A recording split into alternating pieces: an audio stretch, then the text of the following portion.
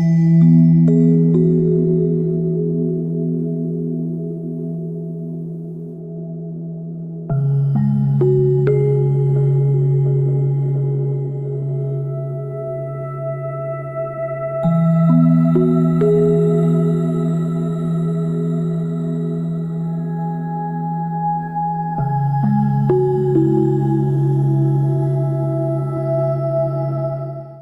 get the raise, you build the savings account, you finally have options, and then you feel guilty.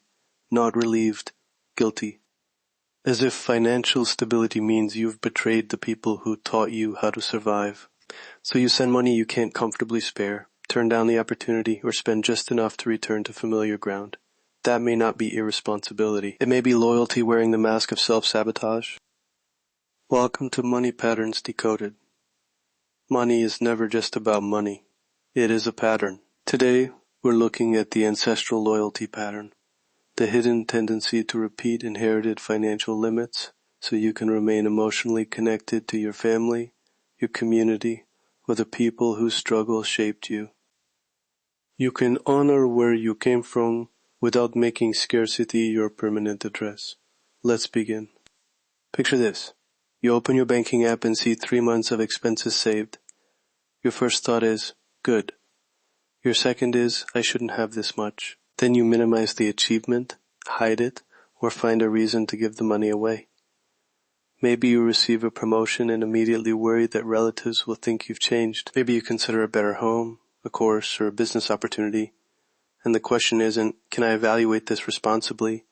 It's, who am I to want more? Those reactions don't prove that your family is controlling you. They don't prove that every financial limit comes from your past. But they are worth examining, especially when your decisions seem logical on the surface and emotionally charged underneath. You might keep your prices low, reject help, avoid discussing income, or create a crisis just as a goal becomes possible. You may call it humility, caution, or practicality. Sometimes it is. And sometimes an inherited rule is speaking in your voice. Here's the uncomfortable part. Your nervous system may not recognize stability as safety. It may recognize it as danger, because danger is what it knows. If the people around you treated money as rare, risky, shameful, or reserved for someone else, limitation can become familiar. Familiar does not mean healthy.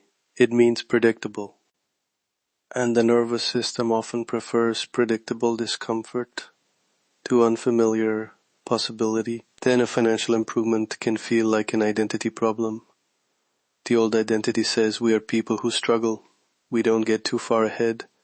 We stay close to the group. A new choice feels larger than a choice. It feels like evidence that you're leaving the group behind. And you may think, that can't be about money. I'm just being practical. Maybe. Check the numbers. But also check the feeling that appears when the numbers say yes. Most people don't see their money patterns because they live inside them. They see a rejected opportunity or an unexplained spending habit. They don't see the question underneath. If I become more secure, will I still belong? That question may arrive as tension, procrastination, sudden self-doubt, or an urge to make your success less visible. The pattern is not necessarily a conscious decision. It can be an automatic attempt to stay recognizable. There is an esoteric way to describe this, and I want to keep it grounded. You might call it an inherited energetic contract, an unconscious vow that says, I will carry this limitation so I remain connected to those who carried it before me. You don't have to accept that language literally. You can understand it as family conditioning, identity protection, or a story embedded in your choices. The observable question is simple. Am I repeating this because it is wise, or because repetition feels like love? Love and repetition are not the same thing. You can remember sacrifice without recreating it. You can respect someone's resourcefulness without preserving the conditions that demanded constant survival. You can keep the lesson and release the limit. This is not about blaming your family, judging their choices, or suddenly making a dramatic financial move. Blame keeps you tied to the past, Awareness gives you a choice in the present. Think of your financial life as a bridge. The materials may have come from your lineage, endurance, caution, creativity, discipline, the ability to make something out of very little. Those materials are real gifts. But a bridge isn't built to remain at the shoreline where the materials were found.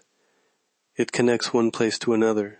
Your growth does not erase the shore behind you. It shows what those inherited strengths can build next. That is the reframe. Responsible financial growth can be an act of gratitude, not rejection. If earlier generations had fewer options, your thoughtful expansion can become evidence that their struggle was not meaningless and does not have to be the final chapter. You aren't saying their lives were wrong. You're saying the pattern may have completed its work in you.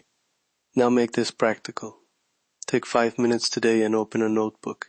At the top, write one inherited money rule exactly as you remember it. For example, people like us don't invest. Under it, write the protective intention. Maybe the rule was trying to prevent loss, debt, disappointment, or the shame of looking foolish. Respect the protection without automatically obeying the rule. Then write a conscious replacement, not I will become rich. Make it observable. I will not invest impulsively, but I will learn the basics and compare 2 diversified, low-cost options this month. Today's action might be scheduling 20 minutes to review those options. Or it might be transferring $25 to an emergency fund, reviewing a subscription, or sending the email about your rate. One grounded action, not a fantasy, not a dramatic reinvention. And before you act, do the analysis. Read the terms, check the numbers. Speak with a qualified professional when a decision is complex. The purpose of this practice is not to prove that you're different from your family. It is to separate inherited fear from present-day judgment. Guilt is information, not an instruction. Anxiety is a sensation, not a prophecy. You can remain loving without remaining financially limited. So notice the pattern. Financial growth begins to feel like separation, and you move back towards scarcity to preserve belonging. Notice the shift. Name the inherited rule. Find the protection beneath it. Write a conscious replacement, and take one measurable action. You may be the bridge between what was survived and what can now be built. Money is a pattern. Awareness is the key.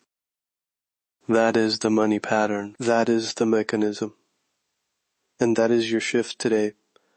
If you're ready to decode the full architecture of your financial life, explore my complete library at dondesmarques.com.